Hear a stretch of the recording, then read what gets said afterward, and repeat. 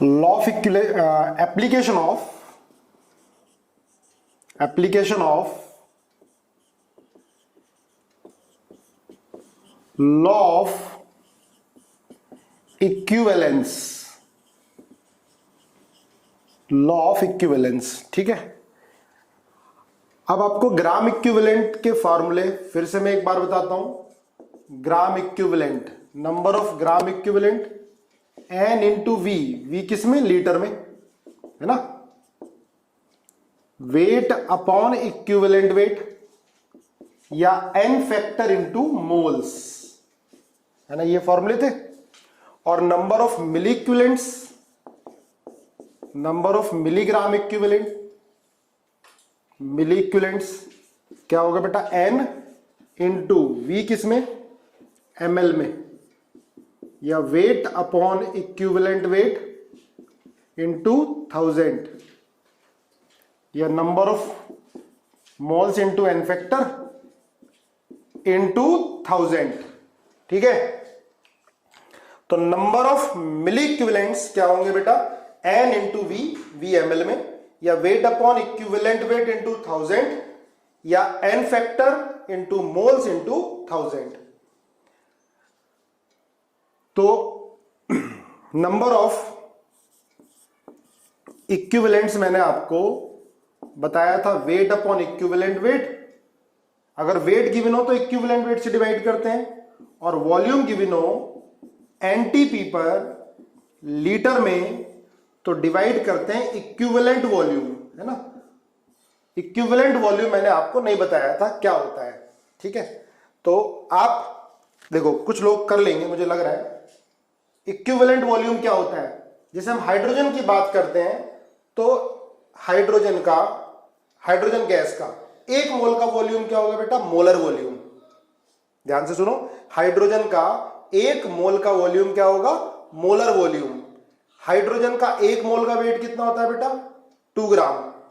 Hydrogen के 1 मोल का wait कितना होता है, 2 ग्राम। तो 2 ग्राम का जो वॉल्यूम होगा वो कितना होगा, मोलर वॉल्यूम, वो कितना होता है 22.4 लीटर। पर इक्विवेलेंट वॉल्यूम क्या होगा, the weight of 1 gram of hydrogen. Equivalent volume क्या होगा, the weight of 1 gram of hydrogen. चलो कैलकुलेट करो, एक क्वेश्चन लिखो, calculate equivalent volume of hydrogen at NTP. ठीक है, फिर बताना है सेकंड केस में, calculate equivalent volume of oxygen at NTP. देखो कौन कौन कर पाएगा। Third, calculate equivalent volume of chlorine at NTP, है ना, इजी है। इक्विवेलेंट वॉल्यूम क्या होगा, हाइड्रोजन का एनटीपी पर, ऑक्सीजन का इक्विवेलेंट वॉल्यूम क्या होगा एनटीपी पर, और Cl2 का इक्विवेलेंट वॉल्यूम क्या होगा। तो इक्विवेलेंट वॉल्यूम क्या होगा बेटा, volume of 1 gram of hydrogen, volume of 8 gram of oxygen, volume of 35.5 gram of chlorine, उसे क्या बोलेंगे, इक्विवेलेंट वॉल्यूम। बताओ आंसर। गुड, देखो ऑलमोस्ट सबका सही है। तो इक्विवेलेंट वॉल्यूम क्या होगा, लिख लो बेटा एक बार। Equivalent volume of hydrogen, equivalent volume of hydrogen gas क्या होगा, volume of 1 gram of hydrogen, volume of 1 gram of hydrogen. देखो बेटा, हाइड्रोजन का 1 मोल, 1 मोल हाइड्रोजन, 1 मोल हाइड्रोजन मतलब 2 ग्राम, है ना। 1 मोल हाइड्रोजन का वेट कितना होगा, 2 ग्राम। 2 ग्राम का वॉल्यूम कितना होगा, 22.4 लीटर एट एनटीपी। एनटीपी पर 2 ग्राम का वॉल्यूम कितना होगा, 22.4 लीटर। 2 ग्राम मतलब 1 मोल, तो क्या बोलेंगे बेटा इसको, 22.4 लीटर को मोलर वॉल्यूम। 2 ग्राम का वॉल्यूम मतलब 1 मोल का, तो क्या बोलेंगे इसको, मोलर वॉल्यूम। इक्विवेलेंट वॉल्यूम क्या होगा, 1 ग्राम हाइड्रोजन का जो वॉल्यूम है वो इक्विवेलेंट वॉल्यूम होगा 22/4 2 कितना आ गया 11.2 litre. This is equivalent volume of hydrogen. देखो 2 ग्राम 1 मोल, तो 1 ग्राम कितना होगा आधा मोल, तो आधा मोल हाइड्रोजन का वॉल्यूम क्या है 11.2 लीटर, वही क्या होगा इक्विवेलेंट वॉल्यूम, है ना। क्लियर है। ऐसे ही इक्विवेलेंट वॉल्यूम ऑफ ऑक्सीजन देखो, तो बेटा O2 का 1 मोल का वेट कितना होता है 32 ग्राम। क्लियर है। 32 ग्राम का वॉल्यूम कितना होगा 22.4 लीटर, तो ये मोलर वॉल्यूम हो गया, ये मोलर वॉल्यूम हो गया, 1 मोल का वॉल्यूम 22.4 लीटर। क्लियर है। तो बेटा 8 ग्राम का जो भी वॉल्यूम होगा वो क्या होगा इक्विवेलेंट वॉल्यूम, ठीक है ना। तो 8 ग्राम का वॉल्यूम कितना होगा 22.4 इंटू 8 अपॉन 32, कितना आया 5.6 लीटर। तो 5.6 litre is equivalent volume of oxygen. 22.4 litre क्या है मोलर वॉल्यूम, समझो बेसिक, है ना, 1 मोल का वॉल्यूम। और 8 ग्राम का वॉल्यूम क्या हो गया इक्विवेलेंट वॉल्यूम ऑफ ऑक्सीजन। देखो मोलर वॉल्यूम तो फिक्स रहेगा, 1 मोल वॉल्यूम का चाहे कोई भी गैस हो, एनटीपी पर 1 मोल गैस का वॉल्यूम 22.4 लीटर रहता है। लेकिन बेटा इक्विवेलेंट वॉल्यूम चेंज होता है, जैसे मॉलिक्यूलर वेट किसी गैस का सेम रहता है पर उसी गैस का इक्विवेलेंट वेट क्या होता है अलग अलग होता है। तो ध्यान रखना नंबर ऑफ ग्राम इक्विवेलेंट, तो कितने फॉर्मूले हो गए वेट अपॉन इक्विवेलेंट वेट। अगर वॉल्यूम गिवन हो एनटीपी पर तो इक्विवेलेंट वॉल्यूम से डिवाइड करो। जब हम यहां नंबर ऑफ मोल्स लिखा रहे थे तो वी एनटीपी अपॉन 22.4 लीटर लिख रहे थे, क्योंकि 1 मोल गैस का वॉल्यूम एनटीपी पर हमेशा क्या रहेगा फिक्स रहेगा 22.4 लीटर, पर एनटीपी पर इक्विवेलेंट वॉल्यूम गैस का अलग अलग होगा। ये बात क्लियर हुई, ठीक है। तो नंबर ऑफ इक्विवेलेंट या gram equivalent, wait upon equivalent wait, volume NTP पर अपॉन इक्विवेलेंट वॉल्यूम। क्लियर है। एन इंटू वी लीटर में या एन फैक्टर इंटू मोल्स, ये सारे फॉर्मूले आपको ध्यान रखने हैं। चलो application of law of equivalence में देखो ध्यान रखना बेटा, जैसे मिक्सचर ऑफ एसिड है, पहला मिक्सचर ऑफ एसिड बहुत इजी है। जैसे 2 एसिड का मिक्सचर है, 2 एसिड या 3 एसिड को एक साथ मिला दिया और मिलाने के बाद जो पूरा सॉल्यूशन है, जो फाइनल सॉल्यूशन है उसकी नॉर्मेलिटी पूछ ली, ठीक है। तो हम क्या करेंगे बेटा N1V1 plus N2V2 is equal to normality of solution into total volume V1 plus V2। ध्यान रखना अगर मान लिया मिक्सचर ऑफ एसिड है, 2 एसिड का मिक्सचर है या 2 बेस का मिक्सचर है, या हमने 3 एसिड एक सॉल्यूशन में मिला दिए, एसिड मिलाने के बाद नॉर्मेलिटी ऑफ सॉल्यूशन पूछ ली, तो मिक्स करने के बाद जो टोटल वॉल्यूम है बेटा इधर आएगा, ये नॉर्मेलिटी ऑफ सॉल्यूशन आएगी, ये मिलिक्विलेंट ऑफ फर्स्ट एसिड, ये मिलिक्विलेंट ऑफ सेकेंड एसिड, ठीक है।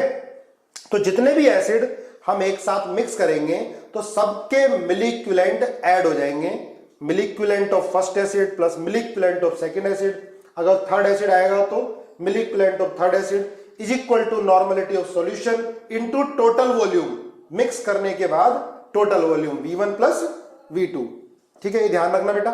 अगर मान लिया mixture of acid and base है, एसिड और बेस का मिक्सचर है, तो बेटा एसिड और बेस क्या होते हैं न्यूट्रलाइज होते हैं, तो हम क्या लिखेंगे मिलिक्विलेंट ऑफ एसिड माइनस, ये मैं ऐसे बना रहा हूं, जो भी बड़ा हो उसमें से छोटे वाले को माइनस करना है बेटा, milliequivalent of base is equal to normality of solution into V1 plus V2। देखो हमने कल क्वेश्चन किए थे, एसिड और बेस को मिक्स किया था तो मिलिक्विलेंट सब्ट्रैक्ट हो रहे थे, और यहां पर मिलिक्विलेंट किसके बच रहे हैं, जो भी एसिड या बेस बचेगा, जो भी एसिड या बेस बचेगा उसकी नॉर्मेलिटी ही सॉल्यूशन की नॉर्मेलिटी हो जाएगी इनटू टोटल वॉल्यूम, है ना। बिल्कुल सिंपल इक्वेशन है, ठीक है। ये साइन देखो, ये मैंने ऐसे बनाया, वैसे तो माइनस है पर मैंने ऐसे बना दिया था, जो भी बड़ा है उसमें से छोटे को माइनस करना। आप चलो ऐसे लिख लो, मिली equivalent of acid minus milli equivalent of base is equal to normality of solution into V1 plus V2। ठीक है, आप बेसिक मेथड से भी करो, रिएक्शन लिखो पहले। ठीक है, जब एसिड और बेस की रिएक्शन होगी तो सॉल्ट मिलेगा, तो जैसे मैंने कल क्वेश्चन कराए थे वैसे भी कर सकते हो, और डायरेक्ट ऐसे भी, जिसके मिली इक्विवेलेंट ज्यादा हो उसको कम वाले में से माइनस कर दो, is equal to normality of solution into V1 plus V2। Clear?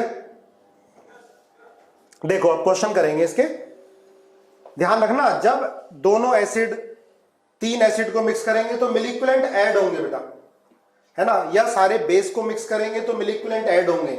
अगर आप एसिड और बेस को मिक्स करोगे तो मिली इक्विवेलेंट सब्ट्रैक्ट होंगे। जैसे आपने 2 एसिड और 1 बेस डाल दिया तो 2 एसिड के मिली इक्विवेलेंट ऐड कर लोगे, माइनस बेस के milliequivalent is equal to milli equivalent of solution. चलो क्वेश्चन करते हैं, तब क्लियर होगा। चलो लिखो क्वेश्चन, लिखो calculate normality of solution, calculate normality of solution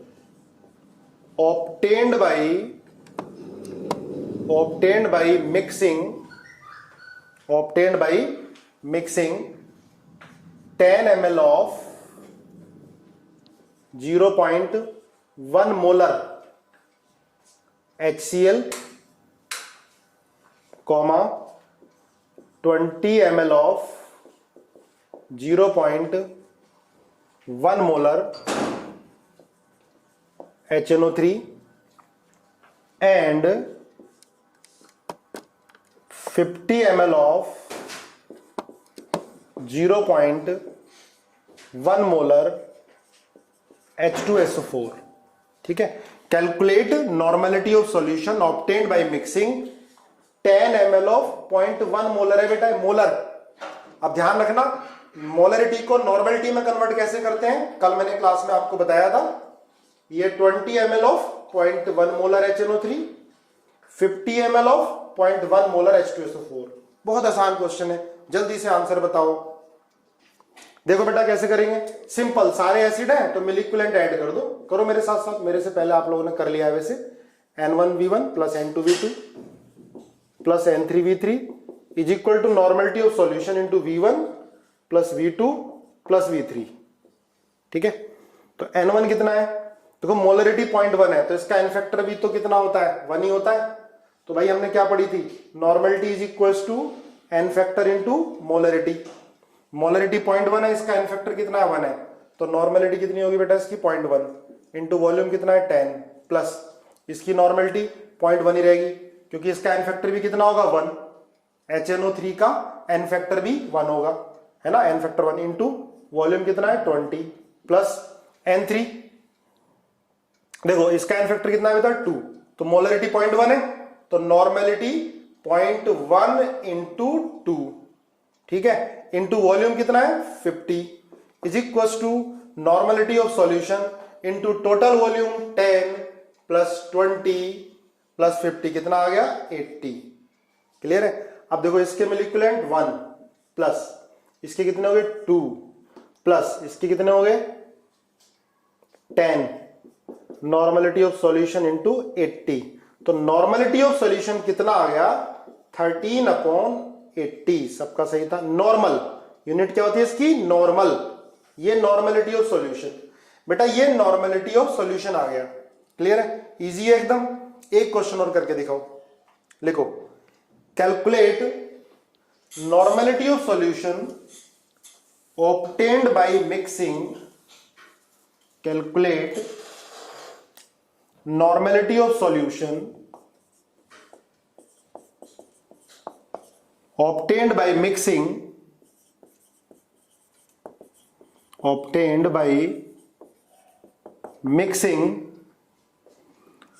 10 ml of semi-normal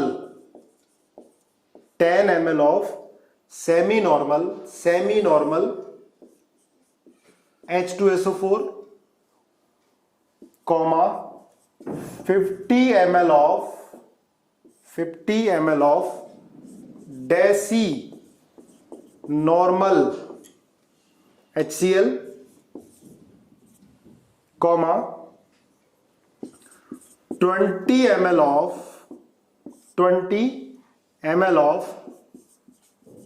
Penty normal HBr and 100 ml of centinormal HNO3 and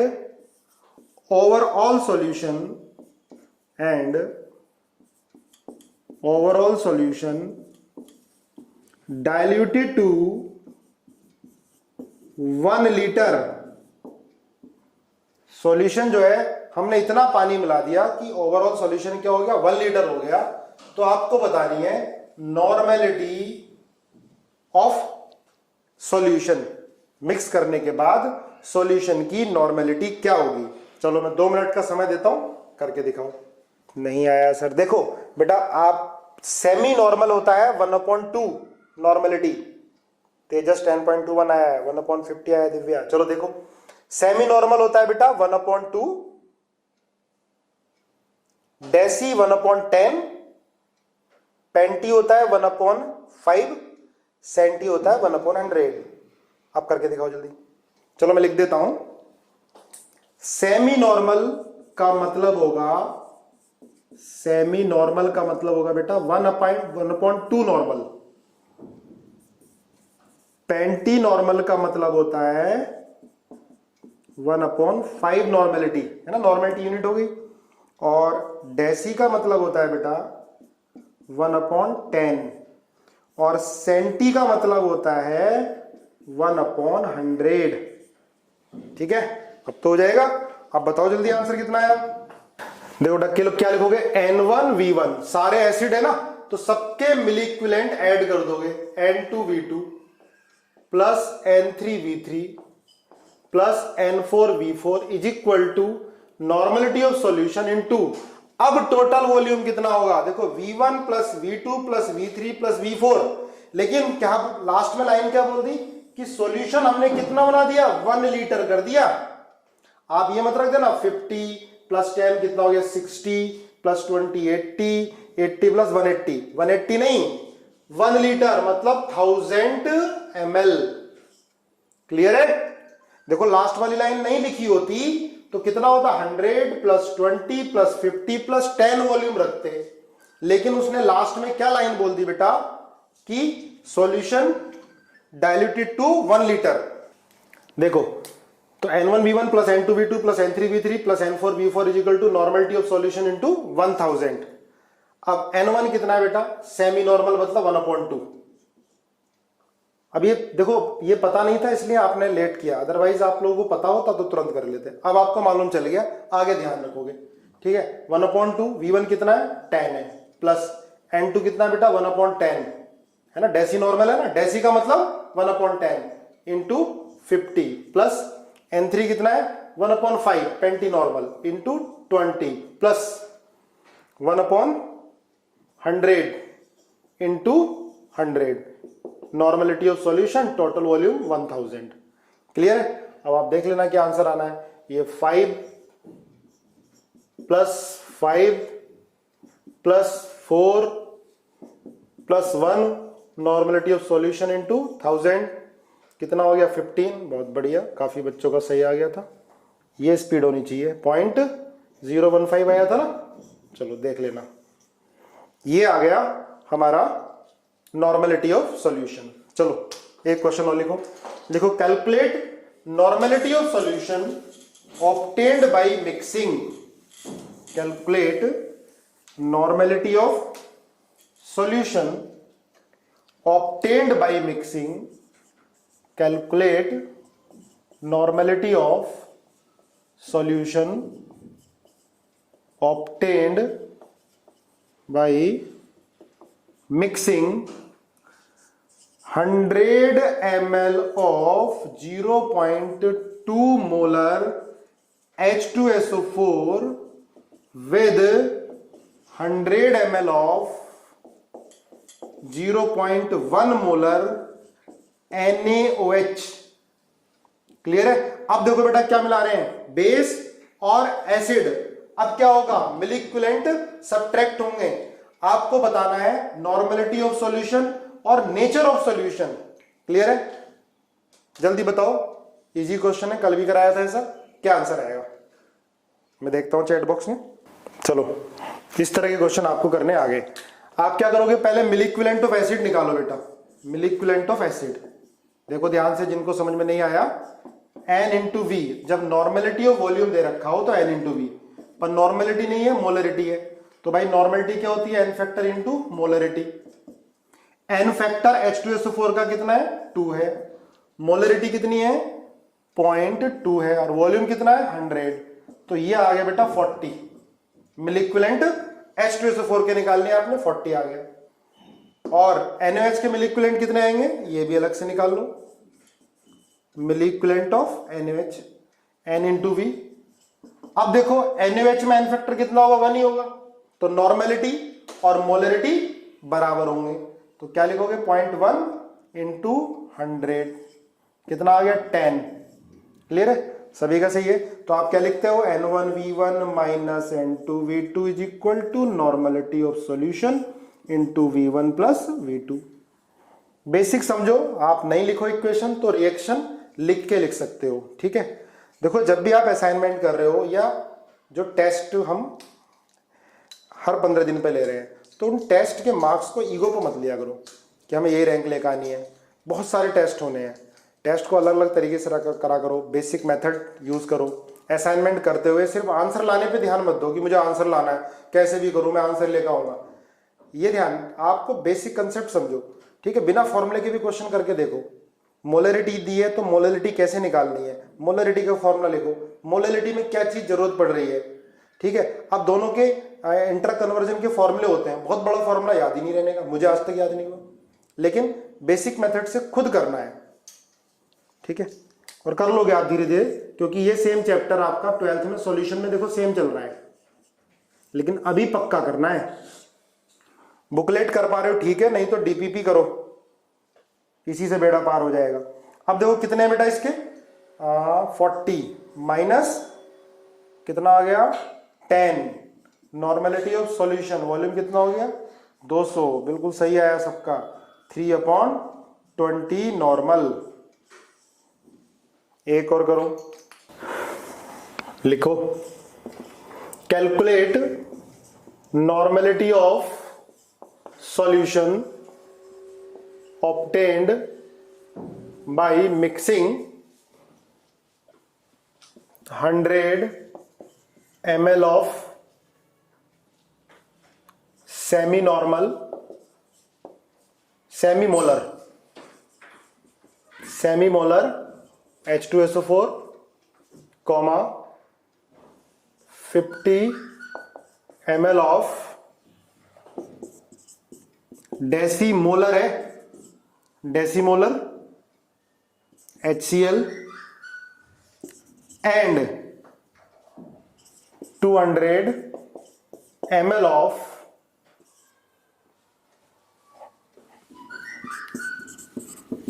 डेसीमोलर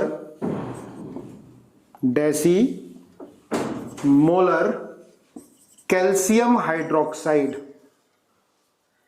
clear है? देखो सुन लो एक बार, calculate normality of solution obtained by mixing 100 ml of semimolar. Semimolar मतलब molarity 1/2 m, molarity given है। ठीक है? और इधर क्या है बेटा 50 ml ऑफ डेसीमोलर 1/10 है मोलरिटी HCl की, and 200 ml of calcium hydroxide decimolar 1/10।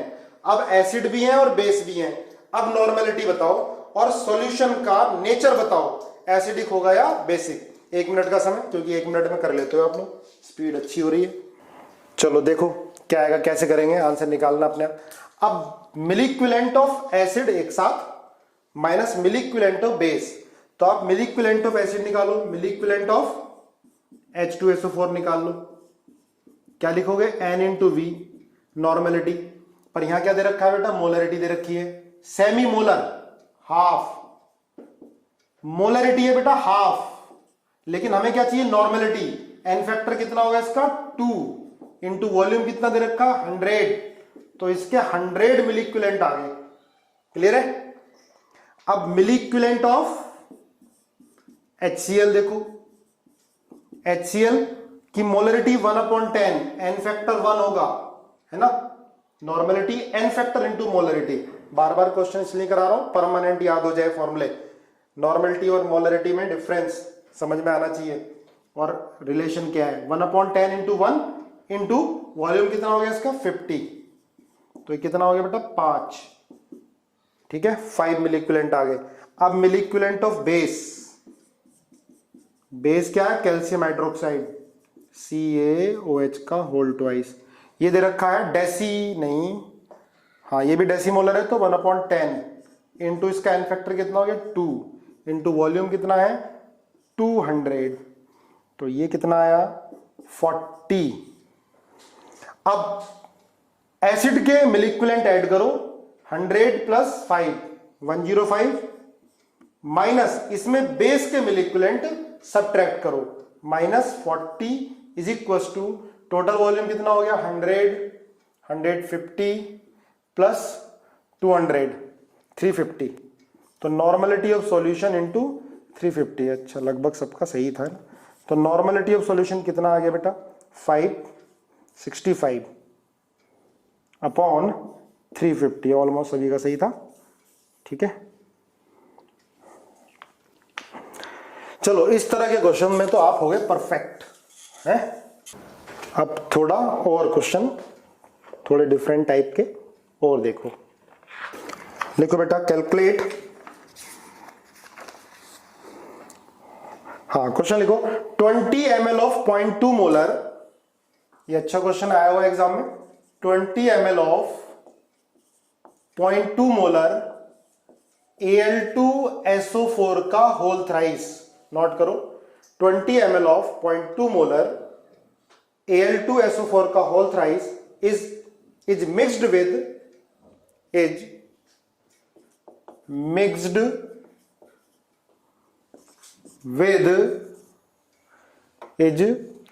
with 20 ml of 0.6 molar BaCl2। दोबारा सुनो, 20 ml ऑफ 0.2 मोलर Al2SO4 का whole thrice aluminium sulphate is mixed with 20 ml of 0.6 molar BaCl2। Calculate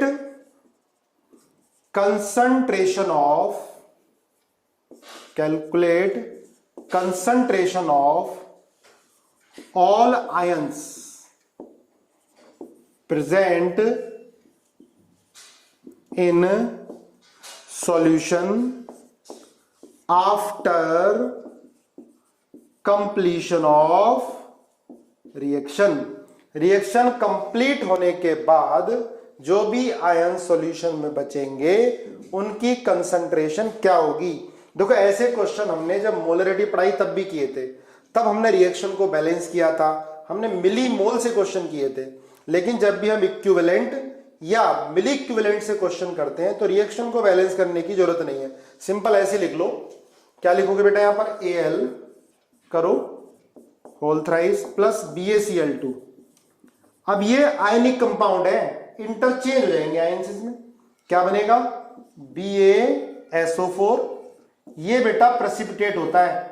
अब ये precipitate हो गया है ना, वेसल के अंदर ये सरफेस पर बॉटम पर जमा हो गया। अब इसके आयंस तो काउंट नहीं करोगे क्योंकि सॉल्यूशन में इसके आयंस होंगे नहीं। ठीक है, ये तो क्या हो गया? प्रेसिपिटेट हो गया। तो इसका तो आपको वेट निकालना है। IIT में पूछा गया था वेट ऑफ BaSO4, मैंने कंसंट्रेशन पूछी है, आप इसका वेट भी निकालोगे। इसका जो मॉलिक्यूलर मास होगा 233 होता है बेटा। तो BaSO4 प्रेसिपिटेट हो गया, इसके आयंस काउंट नहीं करेंगे, इनकी इसके Ba+2 और SO4 2 -M सॉल्यूशन के अंदर नहीं, ये तो प्रेसिपिटेट हो गया नीचे, प्लस AlCl3, इसके आयंस भी होंगे और इनमें से जो बचेगा, क्लियर है? करो, मैं आपको 5 मिनट का समय देता हूं, कौन कौन सही कर पाता है। आपको क्या निकालना है? कंसंट्रेशन ऑफ ऑल आयंस, अलग अलग आयन की कंसंट्रेशन जो सॉल्यूशन बचे होंगे, आराम से करो, ठीक है? फिर मैं कराऊंगा। और आपको क्या बताना है? वेट ऑफ, ये भी लिखो, कैलकुलेट वेट ऑफ BaSO4 का वेट कितना बनेगा, ठीक है? करना स्टार्ट करो बेटा। अब देखो, रिएक्शन को बैलेंस करने की जरूरत नहीं है अगर मिलिक्विलेंट से करोगे आप, ठीक है? मान लिया इसके मिलिक्विलेंट 10 आते हैं, इसके 5, इसके 5 को न्यूट्रलाइज कर देंगे। लॉ ऑफ इक्विवेलेंस याद करो, मैंने आपको कराया हुआ है। इक्विवेलेंट या milliequivalent of reactant used is equal to milliequivalent of product form. Milliequivalent of this used is equal to milliequivalent of this used is equal to milliequivalent of this form is equal to milliequivalent of this form. Calculate करके दिखाओ concentration of ions. हाँ देखो, concentration जो पूछी है वो तो molarity, पहले नॉर्मेलिटी निकालोगे, नॉर्मेलिटी के बाद फिर मोलरिटी फाइंड करोगे, ठीक है? जब भी concentration of all the ions पूछा है तो आपको मोलरिटी बतानी है आयंस की। अगर नॉर्मेलिटी पूछेगा, भाई नॉर्मेलिटी गिवन है तब नॉर्मेलिटी बताओगे, लेकिन कंसंट्रेशन पूछी है आयंस की तो मतलब मोलरिटी, कुछ नहीं गिवन है तो कंसंट्रेशन मतलब मोलरिटी। चलो सॉल्व करते हैं। अब रिएक्शन को कोई बैलेंस करने की जरूरत नहीं है। अब इसके मिलिक्विलेंट देखो भाई, मिलिक्विलेंट का फॉर्मूला क्या होता है? N into V. नॉर्मेलिटी क्या होती है? N factor into molarity into volume. जिसका नहीं आया समझ लो। N फैक्टर कितना होगा बेटा? ये सॉल्ट है, इसको आप ब्रेक करोगे, मैंने फाइंड कराया, इसका N फैक्टर होता है 6। सॉल्ट है, सॉल्ट में N फैक्टर टोटल पॉजिटिव और टोटल नेगेटिव चार्ज, तो इसका N फैक्टर कितना हो गया? 6 इंटू मोलरिटी गिवन है 0.2 इंटू वॉल्यूम 20, ठीक है? तो इसके मिलिक्विलेंट आ जाते हैं 24 आई थिंक, ठीक है? 24। अब आप देखो इसका N into V, normality N factor into molarity into volume, N factor 2 होगा इसका, Ba+2 + 2Cl - N, है ना? इंटू मोलरिटी कितनी होगी? गिवन है 0.6 इंटू वॉल्यूम कितना गिवन है? 20, 24 ही आ रहा है, 24, ठीक है? तो दोनों के मिलिक्विलेंट तो बराबर आ रहे हैं, 2.6 इंटू 20, ठीक है? 24 ही आ रहे हैं, ये 0 0।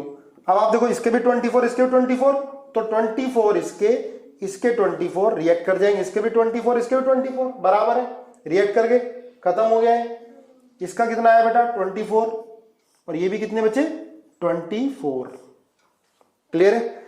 अब AlCl3 का जो मिलिक्विलेंट आए आफ्टर द रिएक्शन 24 आए, है ना? N into V. अब इसकी नॉर्मेलिटी निकालना है, वॉल्यूम मिक्सिंग के बाद मिक्स किया ना दोनों का, ये जो 24 होंगे वो कितने वॉल्यूम में होंगे? 20 + 20 40 में, 40 इज इक्वल टू 24। तो यहां से नॉर्मेलिटी कितना आ गया? 24/40, ठीक है? ये नॉर्मेलिटी किसकी आई? AlCl3 की, ठीक है? AlCl3 की देख लेना, कोई कैलकुलेशन मिस्टेक तो नहीं है। नॉर्मेलिटी 24/40। अब नॉर्मेलिटी क्या होता है? N factor into molarity. तो बेटा मोलरिटी क्या आएगी? Normality upon N factor. AlCl3 का N फैक्टर कितना होगा? 3। चार्ज Al पर +3 3Cl - N। तो मोलरिटी कितनी हो गई? Normality upon N factor 24/40 into 3, ये मोलरिटी AlCl3 की आ गई, ठीक है? मतलब 1/5 मोलरिटी AlCl3 की आ गई, ठीक है? अब देखो ये मोलरिटी AlCl3 की आई। AlCl3 कैसे ब्रेक होगा बेटा? AlCl3 Al + 3 + 3Cl - N में तो जो मोलरिटी AlCl3 की होगी वही Al+3 की होगी। इसके 1 मोल से 1 मोल मिल रहा है, तो Al+3 की मोलरिटी ऐसे ब्रैकेट लगाते हैं 1/5 ही आएगी, मतलब 0.2। बिल्कुल सही बताया, देखो कितनी बढ़िया स्पीड हो चुकी है कुछ बच्चों की। 0.2 मोलर। और Cl-N की मोलरिटी कितनी होगी? 3 टाइम्स, 3 × 1/5, ठीक है, 0.6 मोलर। अब क्या पूछा है? Weight of BaSO4। देखो बेटा, वेट पूछा हो तो फॉर्मूला क्या लगाओगे आप? मिली इक्विवेलेंट का फॉर्मूला ध्यान रखो। अगर वेट पूछा हो या वेट दिया हो तो मिली इक्विवेलेंट कितने आए इसके? 24 आए। तो weight upon equivalent weight into 1000 is equal to 24। याद करो, ये फॉर्मूला मैंने आपको बताया है। जब भाई नॉर्मेलिटी और वॉल्यूम पूछा हो या नॉर्मेलिटी पूछी हो या दे रखा हो तो N × V। लेकिन अगर वेट पूछा है तो मिली इक्विवेलेंट का फॉर्मूला क्या हो गया? Wait upon equivalent weight into 1000। अब यहां से निकाल लो वेट। वेट कितना आएगा? 24/1000 into equivalent weight. 24/1000 into equivalent weight कितना होगा? Molecular mass upon N factor. इसका molecular mass 233 upon N factor कितना हो गया? 2। ये आंसर आ जाएगा, ठीक है। वेट फाइंड करोगे। बताओ बेटा, समझ में आया नहीं आया? क्लियर है ये इतना? वेट कितना है? 1.3 आया। वेट का आंसर बताओ बेटा। 2.79। 2.79 आएगा, ठीक है ना? 2.7 आ रहा है ज्यादातर का। 2.79, ओके। वेट आ गया बेटा इसका 2.79। मैं आप लोगों का देख के बता रहा हूं, मुझे पता नहीं कितना है, ठीक है।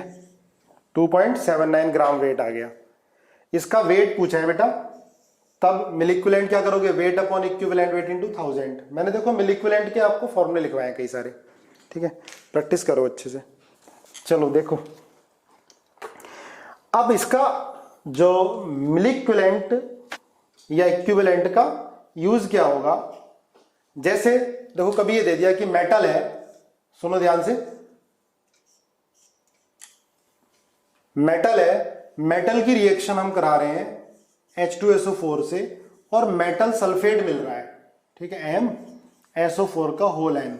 हमें पता ही नहीं इसकी वैलेंसी कितनी है, ठीक है। ये है एप्लीकेशन। देखो ध्यान से, इजी है बहुत। मेटल है कोई, हमने उसको H2SO4 में डिसॉल्व किया और मेटल सल्फेट मिल गया। हमने इसको हीट कर दिया, बहुत ज्यादा हीट कर दिया, बोल दिया कि मेटल ऑक्साइड मिल गया, MON मिल गया, मेटल ऑक्साइड। क्लियर है? इसके बारे में इंफॉर्मेशन दे दी, इसका वेट दे दिया W1 ग्राम, है ना, और इसका वेट दे दिया W2 ग्राम। क्लियर है? सुनो ध्यान से, है ना, बहुत इजी क्वेश्चन होते हैं, मिलिक्विलेंट का यूज करना है हमें। इसका वेट W1 ग्राम, की W1 ग्राम मेटल है, उसको हमने H2SO4 में डिसॉल्व किया, मेटल सल्फेट बना, मेटल सल्फेट को हीट किया, मेटल ऑक्साइड बन गया। क्लियर है? और इसके बारे में इंफॉर्मेशन दे दी, इसके बारे में इंफॉर्मेशन। तो आप लॉ ऑफ इक्विवेलेंस लगाओ, इक्विवेलेंट ऑफ मेटल या gram equivalent of metal is equals to gram equivalent of metal sulphate, है ना, is equals to gram equivalent of metal oxide. ठीक है, कुछ मतलब नहीं बीच में क्या बन रहा है, कैसा हो रहा है। देखो, इन सबके ग्राम इक्विवेलेंट बराबर होंगे, ये लॉ ऑफ इक्विवेलेंस है। ये रिएक्टेंट है, इसको हमने हीट किया, ये पूरा कन्वर्ट इसमें हो गया, तो जितने ग्राम इक्विवेलेंट मेटल के थे उतने ही मेटल सल्फेट के। मेटल सल्फेट को हीट किया, मेटल ऑक्साइड में कन्वर्ट हो गया सारा ये, तो जितने ग्राम इक्विवेलेंट इसके होंगे उतने ग्राम इक्विवेलेंट इसके होंगे।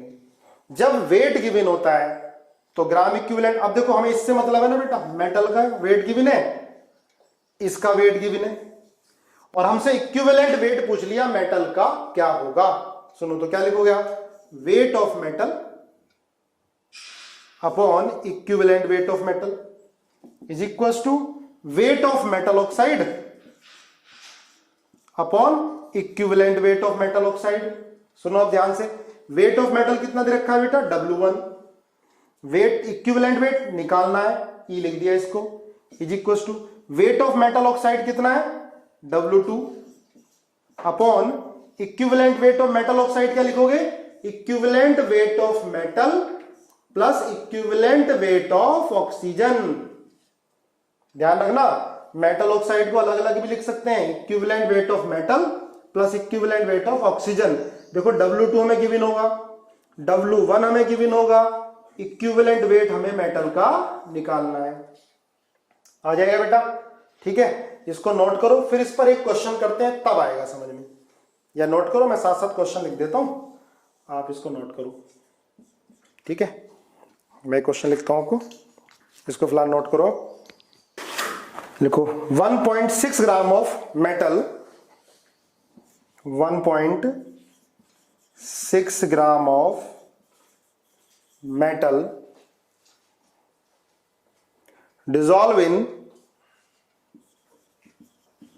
dissolve in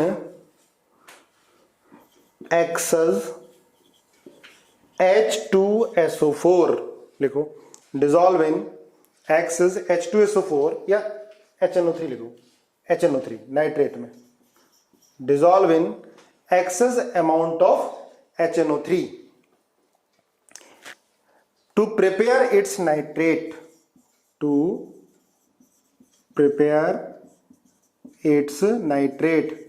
जब लाइव क्लास ज्वाइन करते हो तो साथ साथ नोट करते चला करो, है ना, बाद में समझते हुए।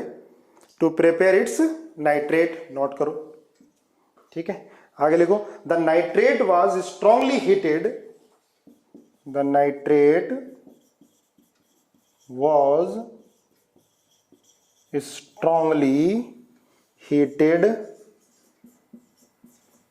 to give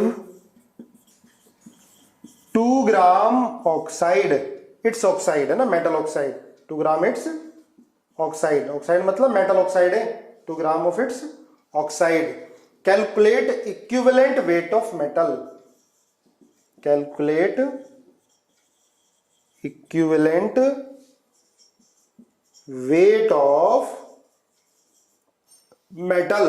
दोबारा सुन लो एक बार, 1.6 gram of metal dissolve in HNO3, excess amount of HNO3 gives its nitrate, metal nitrate मिल रहा है बेटा। The nitrate was strongly heated to give 2 gram its oxide।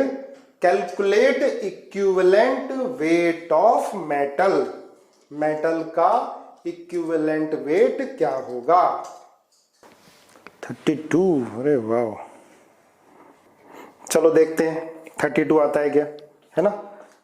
जिसे समझ में नहीं आया बेटा टेंशन लेने की जरूरत नहीं है, कराने के बाद प्रैक्टिस करो क्वेश्चंस की, आएगा समझ में, है ना।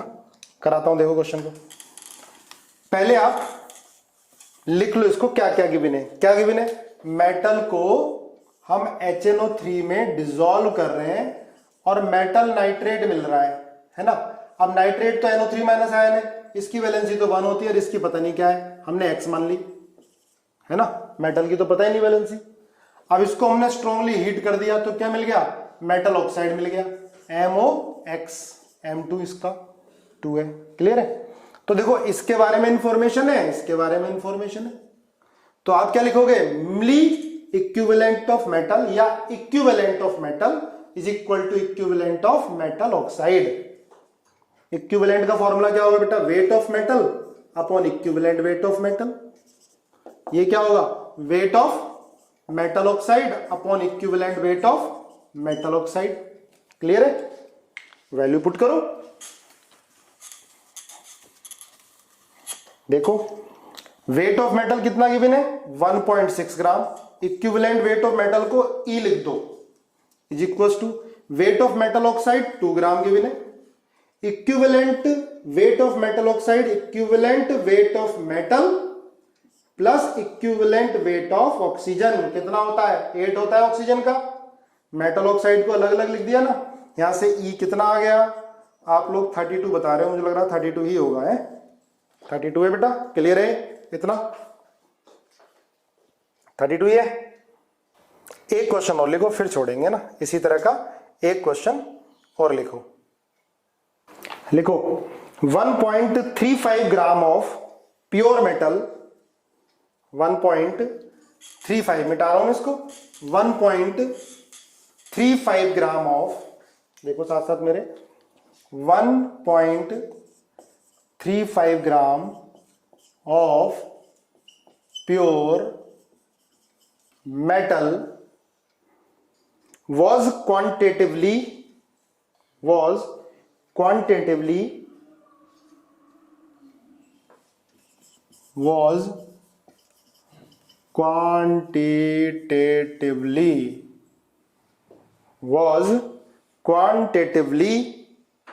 converted into 1.88 gram of metal oxide, quantitatively converted,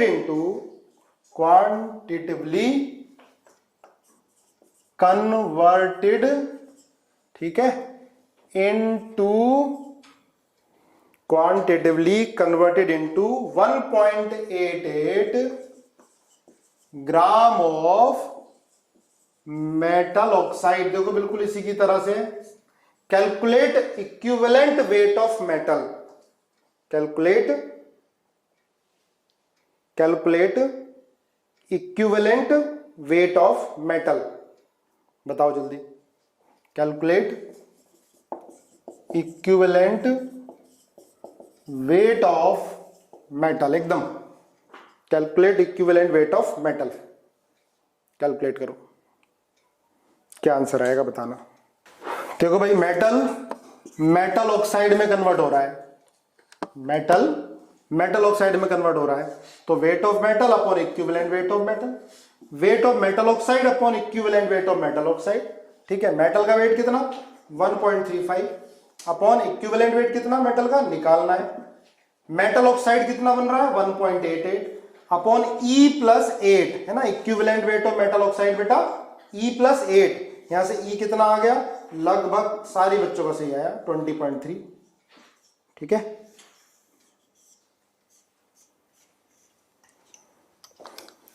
clear बेटा, यहां तक आया समझ में।